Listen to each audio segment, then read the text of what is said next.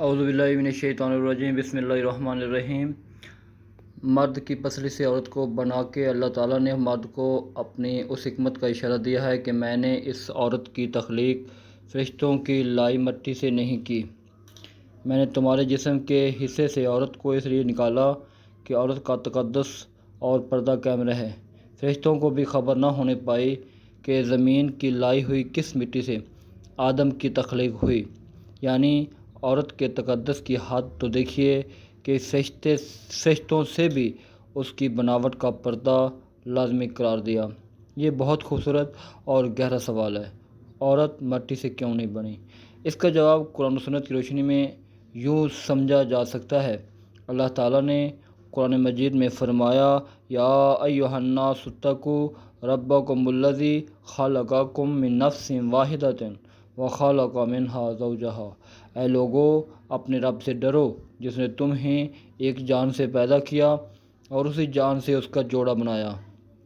یہاں نفس واحدہ یعنی ایک ہی جان سے مراد آدم علیہ السلام ہیں، اور اس کا جوڑا یعنی حضرت حوا علیہ السلام، ان کو آدم کی پسلی سے پیدا کیا گیا۔ رسول اکرم صلی اللہ علیہ وسلم نے فرمایا، عورت پسلی سے پیدا کی گئی ہے، اگر تم اسے سیدھا کرنا چاہو گے تو توڑ دو گے، لہٰذا اس کے ساتھ نرمی سے پیش آؤ۔ اس کا مطلب یہ نہیں کہ عورت ناقص یا کمزور ہے، بلکہ یہ عظیم تشبیہ ہے کہ عورت کو محبت، نرمی اور لچک کے ساتھ برتا جائے۔ عورت مٹی سے نہیں بنی کیونکہ وہ آدم کا حصہ ہے، یعنی محبت اور تعلق کی علامت ہے۔ مٹی سے نہیں بلکہ زندگی سے جنم لینے والی مخلوق ہے۔ نمبر 1، آدم علیہ السلام مٹی سے بنے تاکہ زمین کے خلیفہ بن سکیں۔ نمبر 2، حوا آدم علیہ السلام کی پسلی سے بنی تاکہ ان کے ساتھ سکون، محبت اور تعلق قائم ہو، جیسا کہ قرآن مجید میں ہے، لِتَسْكُنُوا إِلَيْهَا، تاکہ تم اس سے سکون حاصل کرو۔ عورت مٹی سے نہیں بنی کیونکہ وہ زمین سے نہیں، دل سے جڑی ہوئی مخلوق ہے جو محبت، قربت اور سکون کی نشانی ہے۔ جب اللہ نے حضرت آدم علیہ السلام کو مٹی سے پیدا کیا اور جنت میں جگہ دی، فرشتوں نے آدم کو سجدہ کیا اور اللہ نے فرمایا، میں زمین میں ایک خلیفہ بنانے والا ہوں۔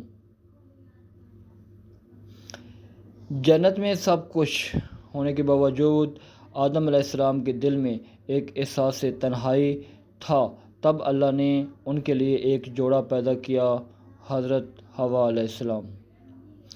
پھر ایک دن آدم علیہ السلام اور حوا زمین پر بھیجے گئے۔ آدم علیہ السلام ہند میں اترے اور حوا جدہ کے قریب۔ یہ جدائی ان دونوں کے لیے بے حد دردناک تھی۔ آدم علیہ السلام اللہ سے رو رو کر دعا کرتے رہے، حوا علیہ السلام خاموشی سے آنسو بہاتی رہیں۔ آخر کار اللہ نے اپنی رحمت سے دونوں کو ملا دیا۔ عرفات کے میدان میں وہ لمحہ ایسا تھا کہ زمین نے سکون کا سانس لیا۔ یہی وجہ ہے کہ اس جگہ کو عرفات کہا گیا، یعنی پہچاننے کی جگہ۔ حوا علیہ السلام مٹی سے نہیں بنی تھیں بلکہ آدم علیہ السلام کے دل سے جڑی تھیں، اس لیے وہ مٹی کی نہیں بلکہ محبت، سکون اور رحمت کی مخلوق ہیں۔ عورت مٹی سے نہیں بنی، وہ محبت سے بنی ہیں۔ جزاک اللہ خیرہ۔ اگر ویڈیو اچھی لگی تو سبسکرائب کر دیں۔